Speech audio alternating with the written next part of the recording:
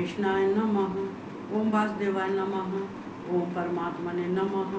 ओम राधा वल्लभाय नमः। ओम गोविंदाय नमो नमः। ओम कृष्णाय वासुदेवाय हरे परमात्मने प्रणताय क्लेश नाशाय गोविंदाय नमो नमः। मैं कृष्ण भगवान राधा रानी को कोट कोट प्रणाम करती हूँ और उनकी स्तुति वंदना करती हूँ और संसार के जितने हैं सब जय श्री कृष्ण और राधे राधे। तो हम चलते हैं। देखो ये गीता हमारे भगवान कृष्ण का जो है, अगर कृष्ण के दर्शन करने हो तो बहुत आसान है। कोई ज़्यादा मेहनत नहीं करनी पड़ती है। कोई मेहनत, इतनी मेहनत नहीं कर पड़ती है जिससे कि कोई इंसान परेशान हो जाए। लेकिन थोड़ी सी बस ये है कि भाई उनकी जितनी उनकी ये कथा है या उनका जो कुछ भी यहाँ प्रवचन भगवान ने दिए हुए हैं, बस उनको जो सुनने मात्र से ही अपने आप ही ये सब कुछ प्राप्त हो जाता है और भगवान कृष्ण की भी प्राप्ति हो जाती है। जब कृष्ण की और कहते हैं कृष्ण की प्राप्ति हो जाती है तो राधा की हो जाती है, तभी दोनों ही मिल जाते हैं, राधा भी मिल जाती है, कृष्ण भी मिल जाते हैं और तुम्हारे जीवन सार्थक हो जाता है। तो हमें थोड़ा बहुत हमें ये गीता का ज्ञान जरूर ले लेना चाहिए। चूँकि देखो हमें ज्ञान तो सबके अंदर होता है और पूर्ण ज्ञान किसी के अंदर नहीं होता है। पूर्ण ज्ञान तो केवल कृष्ण के अंदर है। कृष्ण में पूर्ण ज्ञान है। कृष्ण ये पूर्ण ज्ञानमय हैं और उनके समान तो किसी देवता में भी नहीं है। तो हम लोग तो इंसान ही हैं तो कैसे हो सकता है। लेकिन फिर भी थोड़ा सा अगर मिल जाता है तो हमारे जीवन के लिए वो ही बहुत है। तो इसके लिए हमें प्रयास करते रहना चाहिए जैसे कुछ हो। तो हम ये चलते हैं।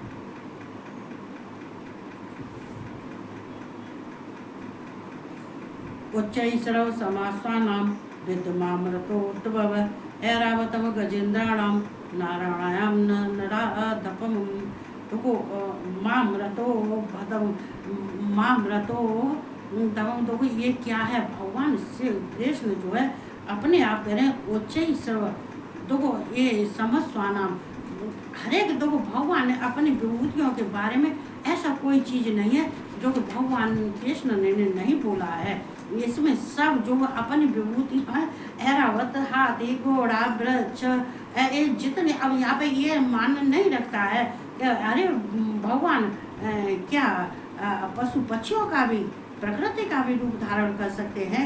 हाँ कर सकते हैं, कर नहीं सकते हैं, किया है। तो ये जो किया है तभी तो ये गीता में लिखा हुआ है। ये घोड़ों में अमृत के साथ उत्पन्न होने वाला उच्चैः नामक घोड़ा। देखो घोड़ों में जैसे मान लीजिए भगवान ने घोड़ों में, कृष्ण भगवान ने घोड़ों की क्यों कही है, जब समुद्र मंथन हुआ था, अमृत के लिए समुद्र मंथन हुआ था, तो समुद्र मंथन में क्या ये 14 रत्न निकले थे। उन 14 रत्नों में ये घोड़ा भी था। तो ये घोड़ा तो वो कौन सा घोड़ा था। वैसे घोड़े बहुत होते हैं और घोड़े यानी कि घोड़ों के नाम भी होते हैं और जो घोड़े होते हैं तो बहुत मतलब श्रेष्ठ होते हैं। लेकिन सबसे बड़ा घोड़ा होता है, उसका नाम है उच्चैः घोड़ा। जो घोड़ों का राजा है, घोड़े तो बहुत होते हैं, नाम भी अनेक होते हैं, लेकिन जो सबका राजा होता है वो है उच्चैः घोड़ा। तो जो अमृत मंथन है, समुद्र का जो अमृत, समुद्र का मंथन हुआ था अमृत के लिए, तब ये उच्चैः घोड़ा जो है इस समुद्र मंथन की समय पे ये निकला था। और ये सबका राजा है। सबका राजा होने की वजह से भगवान कृष्ण अर्जुन से कहते हैं ये सबका राजा होने की वजह से ये मैं उच्चैः घोड़ा हूँ। तो यहाँ भगवान कहते हैं और श्रेष्ठ हाथियों में ऐरावत नामक हाथी। देखो श्रेष्ठ हाथियों का मतलब जो है, ये हाथी जो है हाथी होते एक गजेंद्र हैं और जो हाथी इतने हाथी होते हैं, उनके भी नाम होते हैं और बहुत शक्तिशाली होते हैं। हाथी जो है अनेक हाथी होते हैं, लेकिन उन हाथियों में गज भी कहते हैं और गजेंद्र भी कहते हैं। गजेंद्र हाथी है। लेकिन उन सब हाथियों में जो समुद्र मंथन के समय पर ये हाथी निकला था उस हाथी का नाम था ऐरावत हाथी। ये हाथी किसके, ऐरावत हाथी किसके पास, हाथी किसके पास था? ऐरावत हाथी था, वो किसके पास था? ये इंद्र के पास था। इसको इंद्र ने ले लिया था, ऐरावत हाथी को इंद्र ने ले लिया था। तो वो भगवान कृष्ण कह रहे हैं, हे अर्जुन, श्रेष्ठ हाथियों में जो ऐरावती हाथी नाम का जो समुद्र मंथन राम निकला था, वो हाथी मैं ही हूँ, वो मेरा ही स्वरूप है। वो हाथी का, ऐरावत हाथी का स्वरूप मेरा ही है, मैं ऐरावत हाथी हूँ। वो कहते हैं। और भगवान देखो, कृष्ण ने जैसे वृक्षों में उन्होंने पीपल का वृक्ष बताया था, अब ये प्रकृति तो है, ये वनस्पति तो है, लेकिन भगवान ने अवतार लिया। और कहाँ नहीं है, किस जगह पे नहीं है, किस में नहीं है, कौन से पौधे में नहीं है, किसी पृथ्वी के कण कण में जो भगवान कृष्ण विराजमान है, पृथ्वी के कण कण में विराजमान है। तो उनके लिए हाथी। और मनुष्यों में राजा मुझको जान, मनुष्यों में राजा। देखो राजा का कार्य क्या होता है, ये मनुष्य जो साधारण मनुष्य होते हैं, वो तो साधारण मनुष्य तो होते ही हैं, लेकिन साधारण मनुष्यों में भी एक राजा होता है। जो राजा अपने जो है जितने उसके सेवक होते हैं, जितने मनुष्य होते हैं, उनका पालन करता है, उनकी रक्षा करता है। और उनकी रक्षा करने के बाद में उसके कहते हैं पाप कर्मों को मिटाने के लिए धर्म का मार्ग दिखाता है।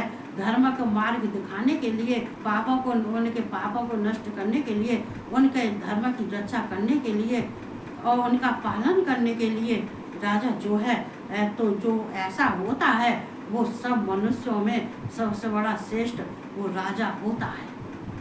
वो ही राजा होता है जिसके धर्म कर्म सब अच्छे होते हैं। ऐसे नहीं है कि जिस और राजा ऐसे बन के बैठ गए, कहा भाई मेरे पास धन है, संपत्ति है, राजपाट है, पैसा है, ये है वो है, और मैं ही जो कुछ हूँ तो मैं ही हूँ, मुझे क्या करना, कौन भूखा मर रहा है मरने दो, कौन किसके पास रहने को जगह नहीं है तो मुझे क्या लेना देना। ऐसा नहीं होता है। राजा का कार्य होता है जो अपने प्रजाओं का रक्षा करना, उसके धर्म का मार्ग दिखाना, पाप कर्मों के मार्ग से हटा कर उसके धर्म के मार्ग पर ले जाना, और उसकी रक्षा करना और उसकी मदद करना, सहायता करना। राजा का जो कार्य ये होता है। और राजा का कार्य जो होता है तो वो इनमें साधारण मनुष्यों से ऊंचा वो राजा माना जाता है, उसी को राजा कहते हैं। तो भगवान कृष्ण कह रहे हैं कि वो सब मनुष्यों में जो राजा है वो उसको मुझे ही मान, मुझे ही जान, मैं ही राजा हूँ। तो भगवान ने, यहाँ कृष्ण भगवान ने अपना सब कुछ जो है यहाँ पे अर्जुन से कहा है। देखो कभी कभी क्या होता है कि मनुष्य जो है ये सोच लेता है कि भगवान तो इसी वजह से कि भगवान तो साधारण मनुष्य की तरह से हैं, मनुष्य की तरह से उन्होंने जन्म लिया है, संसार में रह रहे हैं। तो हम में और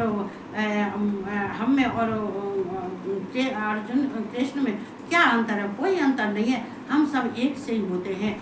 ये एक से ही नहीं होते हैं। ऐसे ही अगर राजा के लिए साधारण मनुष्य सोच ले कि अरे हम राजा हैं, वैसे ही हम हैं, तो हम क्यों नहीं अपना राजा कैसे कार्य करें? नहीं, ऐसा नहीं करना चाहिए, नहीं करना चाहिए। नियम का, कानून का जो है उल्लंघन नहीं करना चाहिए। नियम और कानून का जो पालन करता है वो ही सब कुछ प्राप्त कर सकता है। और अगर नियम का और कानून का उल्लंघन करता है तो उसको कुछ नहीं मिलता है। इसलिए भगवान को भगवान का स्थान देना चाहिए और भगवान के उनको प्रेम करना चाहिए, श्रद्धा से और प्रेम से उनको जीतना चाहिए। भगवान को जीतने के लिए कोई कठिन कार्य नहीं, वैसे हालांकि कठिन कार्य तो बहुत है वैसे कठिन कार्य तो बहुत है, लेकिन फिर भी कुछ कठिन नहीं है। इंसानों को मनाना बहुत कठिन होता है और भगवान को मनाना और भगवान को प्रसन्न करना बहुत सरल कार्य है। मनुष्य जो अहंकारी है, ये मृत्यु लोक में रहने वाले मनुष्य के अंदर अनेकों अवगुण होते हैं। एक गुण होता है तो 50 अवगुण होते हैं। वो एक गुण ही 50 एक कहते हैं। और किसी में अगर 50 अवगुण हैं, एक गुण है, तो वो कहते हैं 50 को ढक लेता है। लेकिन कहते हैं कि जब अवगुण से ऊंचा गुण होना चाहिए तब ऐसे नहीं होना करना चाहिए। तो इसीलिए भगवान को प्राप्त करने के लिए हमें बहुत सरल कार्य है, केवल हमें अपने को परिश्रमी बनाना चाहिए, मेहनती बनाना चाहिए, भगवान पर ध्यान देना चाहिए। भगवान तो को 1 घड़ी से 2 घड़ी, हम तो कहते हैं कि 1 घड़ी भी अगर भगवान के सामने बैठ के और अपनी जो है प्रार्थना उनसे करते हो और प्रार्थना करने से उनके जो आराधना करते हो तो करने से भगवान प्रसन्न हो जाते हैं। चाहे 1 ही घड़ी बैठो, लेकिन किसी वक्त बैठो तो सही, भगवान के सामने तो बैठो। कहते हैं शत्रुओं का सामना तो कर लेते हैं लेकिन भगवान का सामना नहीं कर सकते हैं।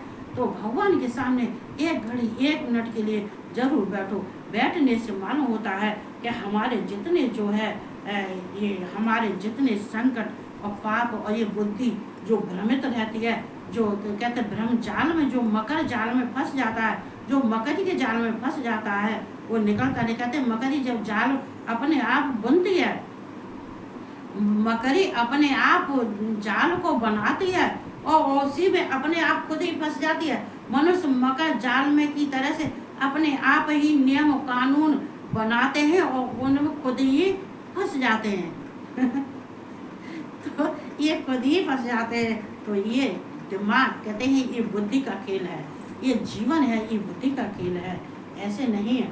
तो हम सबको जो कहाँ से मिलती है वो हमें कृष्ण से मिलती है। जो तो भगवान शिव कहते हैं, तो मैं नहीं कह रही, भगवान इस बात को तो भगवान शिव भी कहते हैं कि ज्ञान प्राप्त करना है तो कृष्ण के पास चले जाओ, उनसे ज्ञान प्राप्त करो और फिर मुक्ति के लिए मेरे पास आ जाना।